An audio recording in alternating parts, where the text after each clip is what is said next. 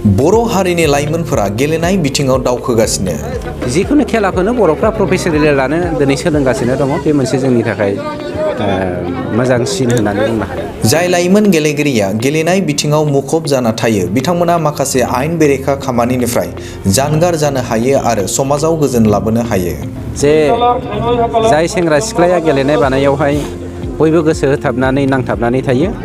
बिसोरो anti social जा एलिमेन्टफोर बे एलिमेन्टनिफ्राय जानगारनानै थानो हायो आरो समाजाव गुफुं बारहावा सोमजिहोनो हायो। बर'फोरा आथिखालाव जायखिजाया गेलेनायखौ गावनि प्रफेसन बायदि लासै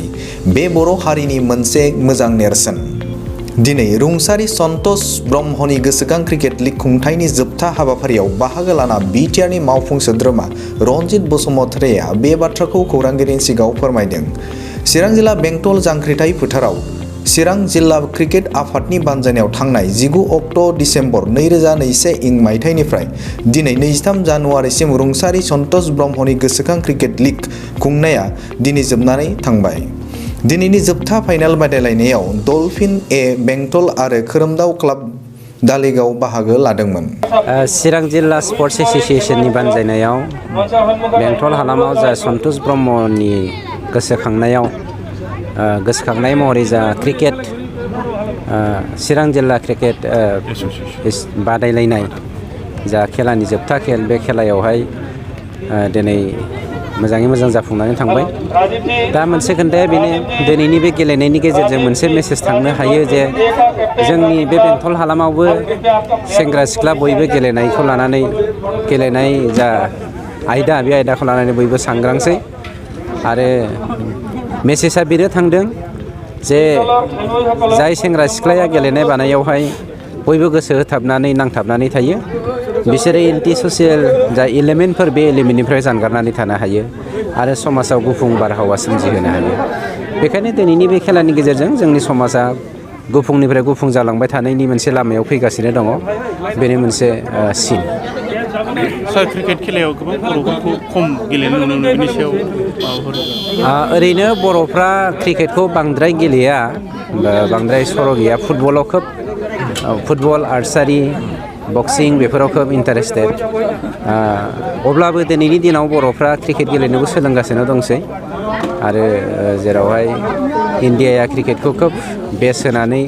इयुथफोरनि गेजेराव मोनसे सांग्रांथि लाबोगासिनो दङ। जुदिअ क्रिकेटआ इंलेन्डआव सोमजिनाय मोनसे खेला बेखौ दिनै जोंनि बर'फ्राबो सोलोंनो नागिरदों। माने जिखुनु खेलाखौनो बर'फ्रा प्रफेसनेलि लानो दिनै सोलोंगासिनो दङ बे मोनसे जोंनि थाखाय मोजांसिन होननानै बुंनो हायो। जोङो थांनाय 19 डिसेम्बर 2021 जोङो चिरां डिस्ट्रिक्ट क्रिकेट एस'सिएशननि दैदेननायाव बा बानजायनायाव जोङो इन्टार क्लाब क्रिकेट कम्पिटिसन जों खुंदों। बे खुंनायनि जाहोनानो जाबाय जोङो दासिमबो एफिलिएसन मोनाखै। एफिलिएसन मोननायनि थाखाय जोङो माखासे जों क्रिकेट कम्पिटिसन खुंनांगौ बा जों फाथिनांगौ। बेयो चिरां आसाम क्रिकेट एस'सिएशननि बे बिथोन बायदिनो जोङो मावगासिनो दङ आरो लोगोसे बे खेलाया बा बे टुर्नामेन्टआ सनथस ट्रफि सनथस ब्रह्म गोसोखां जों बादायलायनाय बेखौ जों नाम होदों आरो बे बादायलायनायाव टटेल 10टा टीमा बेहाय जइन लादोंमोन। फैयै फैयै दिनै फाइनाल मेट्च आरो बे फाइनाल मेट्चआव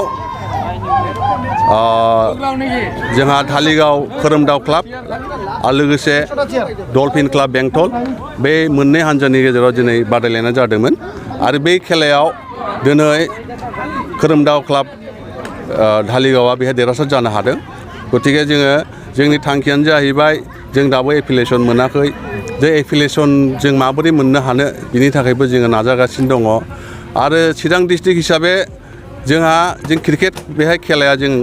एसेबाबो जों बारा नुनो मोनाखै बा जोंहा बेबायदि परिबेस जायाखैमोन। दा जिहेतु जोंहा परिबेस मोजां फैबाय जों क्रिकेट चिरां डिस्ट्रिक्ट क्रिकेट एस'सिएशन हिसाबै जोङो क्रिकेटखौ जों माबोरै जोंनि बे ओनसोलाव जोङो सोलिफिननो हानो बा जों डेभेलप खालामनो हानो आरो लोगोसे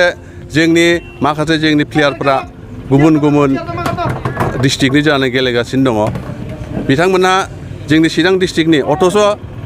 बिसोरो सोरबा बरपेटा डिस्ट्रिक्ट सोरबा बङाइगाव डिस्ट्रिक्ट सोरबा क'क्राझारानो गेलेगासिनो दङ खिन्थु जोङो बिनि सुबिदाखौ होनो हायाखै गतिके जोङो जोंनि थांखियाबो बेनो जाहैगोन जाहाथे बिथांमोनखौ बे प्लेयारै जाफुंफुनाय बे प्लेयार बिथांमोनखौ जोङो माबोरै बिसोरखौ सुबिदा होनो हायो बा जों चिरां जेब्ला एफिलिएसन मोनगोन जों चिरां डिस्ट्रिक्ट हिसाबै जों बिथांमोनखौ माबोरै गेलेहोनो हागोन बेनो जोंना थांखि जाहैगोन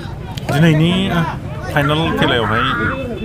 देरहासार जाथारनाय आरो रानार जाफुनो मा बान्था होनाय जाखो जोङो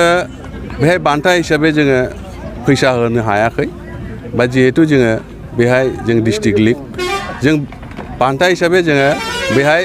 मेनलि मोननै ट्रफि होदों बेहाय उइनार ट्रफि मोनसे रानार्स आप ट्रफि आरो लोगोसे बेहाय बेस्ट बलार क्रिकेटाव जिहेतु जोंहा माखासे फुटबल बायदि नङा एसे गुबुन एसे दस्रा खेलानिख्रुइ एसे गुबुन जोंनियाव थायो बेहाय बेस्ट बलार थायो बेस्ट बेट्समेन थायो बेस्ट फिल्डार थायो मेन अफ दा मेच थायो मेन अफ दा सिरिज जों गासिबो बेखौ होजोबदों आरो जों मोनथिनो मोननाय जादोंमोन दि बे मुंख्लं गोसोखां खेलाखौहाय थांनाय बोसोरावबो बा बिनि सिगांबो होनाय जादोंमोन आरो देग्लायहाय नैथि खेब होननानै मिथिनाय जादों आरो बिनि उनावबो नोंथांमोना बेखौहाय माबायदि सालायलांनायनि बिथिं लादों बे एक्सुवेलि मुंख्लं नङा बे गोसोखां जोंहा सनथस ब्रह्म गोसोखां जों बेहाय जों कम्पिटिसनाव जादों जोङो जिहेतु जों 2009 सनाव जों बेखौ जागायजेनदोंमोन जोङो बोसोरथाम सलायदों खिन्थु माखासे एसे असुबिदानि थाखाय बै समाव एसे बोथोरफ्राबो एसे माने मोनसे असुबिदा जादोंमोन बेनिखायनो जोङो दोनथ'नाय बायदि जादोंमोन खिन्थु देग्लाय जोङो बेखौ जोङो बेखौ जागायजेनदों आरो बे जागायजेननाया जों माब्लाबाबो जों दोनथ'नाय नङा जोङो बेखौ कन्टिनिउ लाखिबाय थागोन बे जोंनि थांखि